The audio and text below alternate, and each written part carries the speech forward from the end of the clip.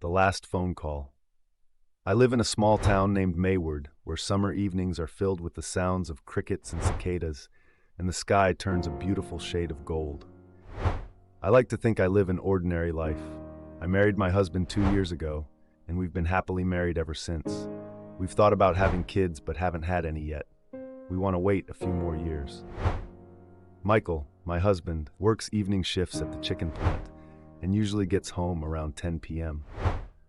One night, I was getting ready for bed when my phone rang. It was Michael. I answered and he said, "Hey babe, I'm not going to be coming home tonight. I just wanted to let you know I love you."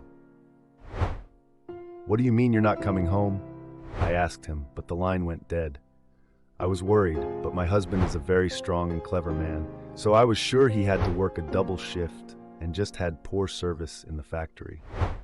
I took some sleeping pills to help me sleep that night, since I wasn't used to sleeping without him. The next morning, when I woke up, my husband still wasn't there. I called his phone, but there was no answer. I decided to wait a few hours before calling again or contacting the police. I was sure he was fine.